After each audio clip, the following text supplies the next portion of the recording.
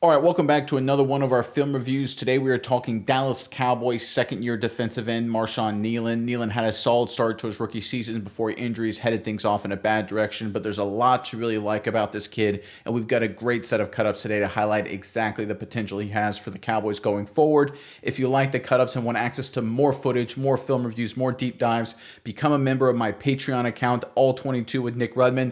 Link in the description box below, but without further ado, let's jump right into the film. All right, let's start off with a run defense. There is Neland right there on the left side of your screen, number 94 for the Dallas Cowboys at right defensive end for the defense. Again, left side of your screen. The Browns here, week one of the 2024 regular season, they're going to run an inside zone concept across the board. Right tackle working out. We're going to get double team right here, working up to linebacker. We're going to get scoop technique right here on the backside. Running backs looking for a seam to cut back right there, any part in his defense. We can see right here what the Cowboys are going to try and do here. We're going to have gap control there. We're going to have edge there. We're going to have linebacker responsible for this gap right here. We're going to have defensive end responsible, defensive tackle, this three technique right here, excuse me. He's going to be responsible for that gap. Linebacker responsible for that gap. And Neland's outside. He's got the edge of this defense. But at the snap of the football, we're going to get an assignment swap between the linebacker, number 18 right here, and Neland. 18 is going to slide out. He's going to become the edge of the defense. And Neland's going to work across number 88's face right here and take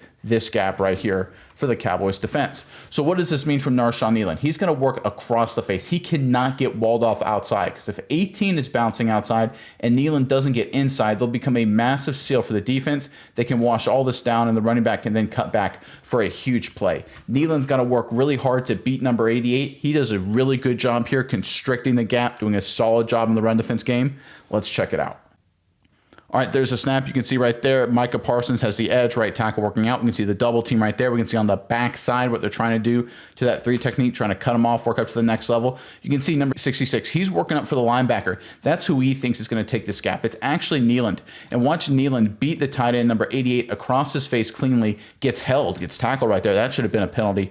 But it literally constricts this entire gap. If you see this play develop, right here, the cutback is right there to the left of this hash. That's where this running back is going to want to go. But he sees all this garbage in front of him, and he can't really cut back because Neeland's right there, so he has to just shove his head in there into the hole and get whatever he can.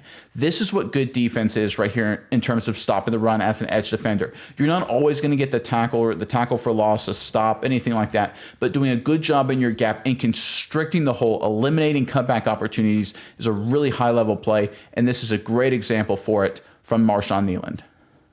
All right, from the wide copy, look at him at the top of the screen. You can see this cutback really open up where they're trying to run right on this hash because they have hats on hats inside. But you can see how Neeland takes that away. If I go back to the very beginning, you can see everyone from the Dallas Cowboys, including the linebacker, Maris Leofau, he's filling right here. The hole is this cutback that's supposed to develop where you can get the running back to the next level. Instead, Neeland constricts it beautifully, beats 88 across his face, gets held, fights through the holding, even though he doesn't draw the penalty, and does a great job forcing the running back. He can't cut back because if you go look at this running back, look at his eyes right here. He's trying to see if he can cut back right there. He sees Neeland. He's then just got to stick his head in there and get what he can. This is a really nice job from the edge defender, young edge defender right there. Plays like this means he has a bright future for the Dallas Cowboys. All right, let's move on to a pass rush rep. Now, there is Neeland right there on the left side of your screen. You can see Parsons right there. He's a stand-up edge right there on the right side of your screen. They actually have more guys over here outside your screen right there on the right side. And because of Micah Parsons, what happens is offensive lines, they tend to slide all the protection to him, because if they don't do that, Micah Parsons, number 11, will have an absolute field day, which means on the opposite side, the backside, Neeland will be one-on-one on the left tackle. This is something Neeland needs to work on. His pass rush moveset is not elite, at least wasn't certainly during his rookie season. We'll see if he develops into 2025. But this rip right here is an excellent job of effort in making the play. Let's check it out.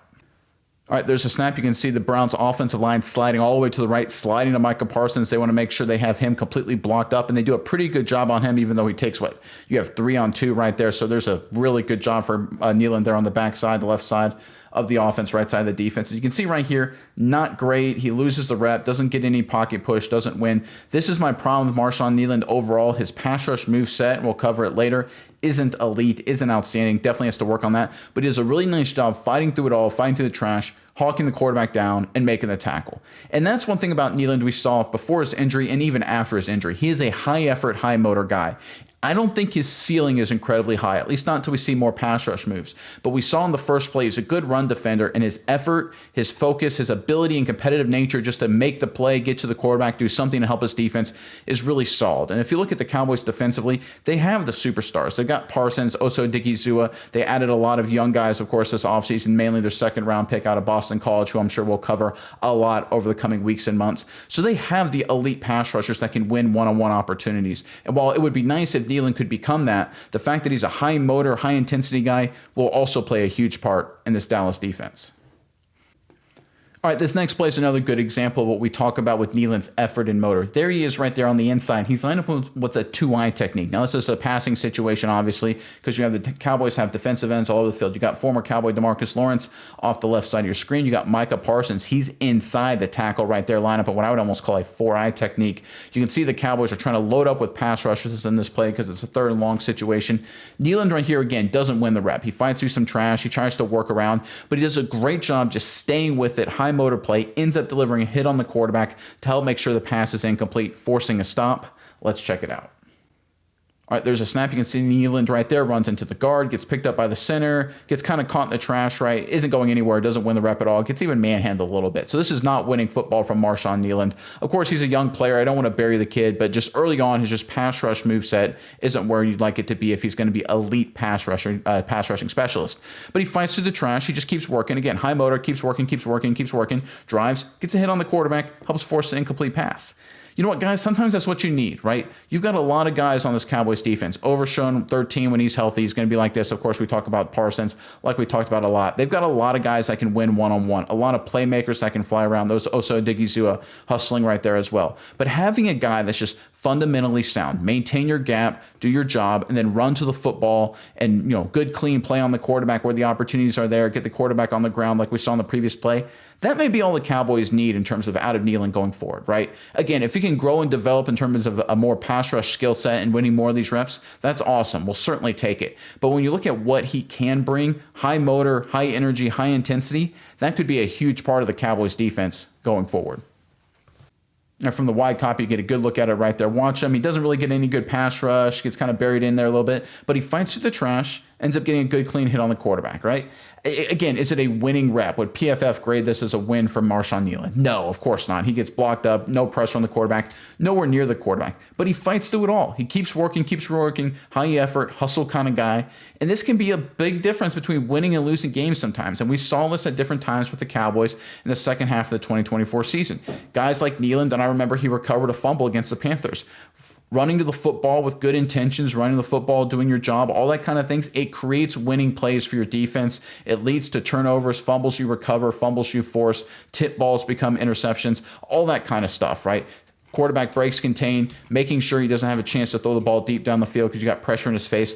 That can actually be the difference between winning and losing. Guys like Micah Parsons making a lot of sacks and pressures, Oso Digizua, same kind of thing. That'll have a huge impact, and that'll be the focus of the defense. But Marshawn Kneeland's effort, intensity, competitiveness, that will have a big impact as well. All right, going the other way now, there is Neland right there on the right side of your screen on the defensive right as well. And I've been kind of harping on Neland in his pass rush game, but this is actually a really good pass rep. He's going to be one-on-one against the left tackle for the Cleveland Browns right now. The Browns are going to slide their protection to the right just like this and just kind of a normal standard pass protection scheme that you see throughout the NFL. And you get one-on-one right here, left guard on 93. And like I said, you get one-on-one right here, the Browns left tackle on Marshawn Kneeland. Let's watch Neeland on this rep. This is a much better pass rush rep in terms of winning and getting some pressure on the quarterback.